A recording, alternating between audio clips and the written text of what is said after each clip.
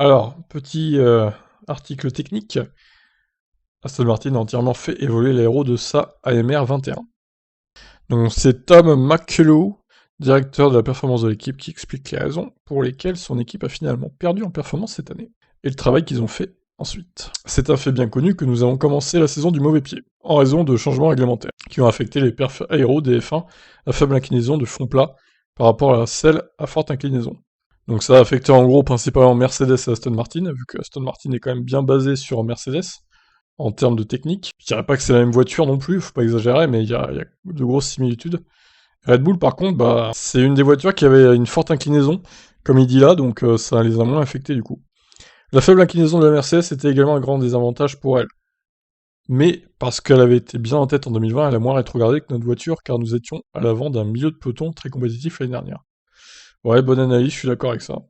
C'était très serré au milieu de peloton, mais ils étaient un peu devant avec Racing Point, mais c'était tellement serré au final que là, au lieu d'être devant, ils sont un peu derrière, quoi. C'est quelques dixièmes au tour, mais ça suffit à leur faire perdre plein de place. Au début de cette année, nous avons donc glissé vers l'arrière de ce peloton très compétitif, mais comme je l'ai dit, c'est le résultat de changements réglementaires.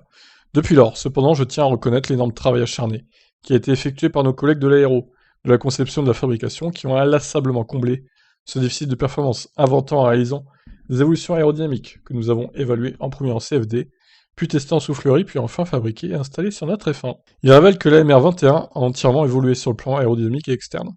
C'était et c'est toujours un processus un peu plus ou moins interminable de développement itératif, je connais pas ce mot, qui est répété plusieurs fois, très bien. Et oui, on apprend du vocabulaire avec la Formule 1 du coup, c'est bien ça. Et par conséquent, il n'y a pratiquement aucune partie extérieurement visible de notre voiture qui n'a pas été améliorée d'une manière ou d'une autre entre Bahreïn et Silverstone. Pour le moment, autrement, si une partie de notre voiture est touchée par le vent, nous l'avons probablement mise à jour à un moment donné. Au cours des 4 derniers mois, cela fonctionne. Pour le dire autrement, pardon. Nous savons que notre voiture n'est toujours pas la plus rapide, mais elle est maintenant plus proche en termes de performance des voitures de nos principaux rivaux qu'elle ne l'était en début de saison. C'est le résultat d'un programme soigneusement géré d'amélioration de l'aéro qui a nécessairement impliqué des essais et des erreurs, mais qui a aussi donné de vrais résultats. Ouais, bon, bah la lutte avec Alpine va être acharnée, hein, je pense, et AlphaTauri aussi, ne les oublions pas. Il va y avoir une bataille à 3 pour la 5ème place. La bataille pour la 3ème place entre McLaren et Ferrari, bon, c'est mort, hein, parce qu'ils sont intouchables les deux, là.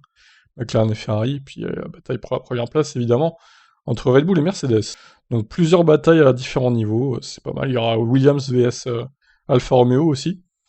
Ça peut être intéressant, et As, par contre, ils se battent avec eux-mêmes. Hein. As, du coup, faut pas trop en demander non plus. Déjà, ils finissent les courses, c'est tout ce qu'on leur demande. Voilà pour ça. Je vous laisse donc réagir sur Aston Martin et ses évolutions.